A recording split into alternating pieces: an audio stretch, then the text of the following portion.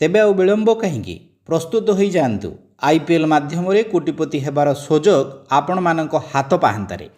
ଆସନ୍ତା 17 ତାରିଖରୁ IPL 18ର ଅବଶିଷ୍ଟାଂଶ ପୁଣି ଆରମ୍ଭ ହେବାକୁ ଯାଉଛି। ତେଣୁ ନିଜ ନିଜ ପସନ୍ଦର ଖେଳାଳି ଚୟନ କରି ଦଳ ଗଠନ କରିବା ନେଇ ଏବେଠୁ ପ୍ରସ୍ତୁତି ଆରମ୍ଭ କରିଦିଅନ୍ତୁ। ଡ୍ରିମ୍ 11 ଓ ମାଇ 11 ସର୍କଲ୍ ଭଳି କିଛି ଆପ୍ ଆପଣମାନଙ୍କ ପାଇଁ ଏହି ସୁଯୋଗ ଆଣିଦେଇଛନ୍ତି।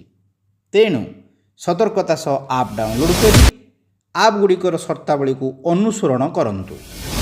ସର୍ତ୍ତାବଳୀ ଅବଲମ୍ବନ କରିବା ପରେ ଆପ୍ ମଧ୍ୟରେ ପ୍ରବେଶ କରନ୍ତୁ ଏବଂ ନିର୍ଦ୍ଧାରିତ ସମୟ ପୂର୍ବରୁ ଆବଶ୍ୟକ ଅର୍ଥ ଅନୁସାରେ ଦଳ ଗଠନ କରନ୍ତୁ।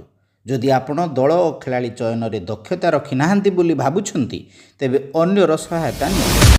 ସବୁଠୁ ବଡ଼ କଥା ହେଲା, ନିୟମିତ ଷ୍ଟାର ଖେଳାଳିଙ୍କ ଉପରେ ସମସ୍ତଙ୍କର ଅଧିକ ନଜର ରହିଥାଏ। ସମସ୍ତେ ଏହିସବୁ ଖେଳାଳିଙ୍କୁ ଦଳରେ ରଖିଥାନ୍ତି, ମାତ୍ର ଟିକିଏ ରିସ୍କ ନେଇ ଅନ୍ୟ ଖେଳାଳିଙ୍କ ଉପରେ ସତର୍କ ଦୃଷ୍ଟି ରଖି ସେମାନଙ୍କୁ ଦଳରେ ସାମିଲ କରନ୍ତୁ। ଯଦି ପୂର୍ବର କୋଟିପତିମାନଙ୍କୁ ଦେଖିବେ, ସେମାନଙ୍କ ଦଳ ଚୟନ ଅନ୍ୟମାନଙ୍କଠାରୁ ସମ୍ପୂର୍ଣ୍ଣ ଭିନ୍ନ।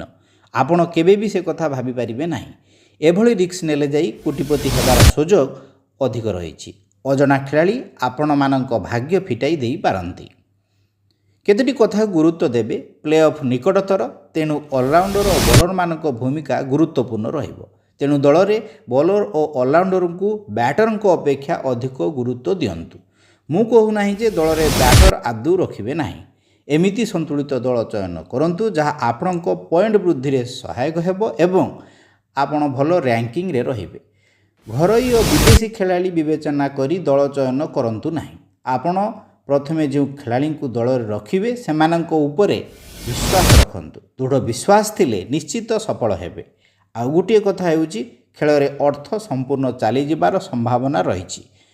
ତେଣୁ ସେଥିପ୍ରତି ସତର୍କ ରୁହନ୍ତୁ, ଯେମିତି ଆପଣଙ୍କ ଅର୍ଥ ଫେରି ଆସୁଥିବ, ଫଳରେ ପରବର୍ତ୍ତୀ ମ୍ୟାଚ୍ ଖେଳିପାରିବେ।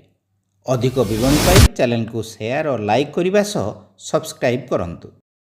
ସର୍ତ୍ତାବଳୀ ଲାଗୁ। ଏହିସବୁ ଆପ୍ ମନୋଲୋଭକାରୀ ଆପ୍। ସତର୍କତା ସହ ଖେଳନ୍ତୁ। ନିଜର ଅର୍ଥ ସୁରକ୍ଷିତ ରଖନ୍ତୁ।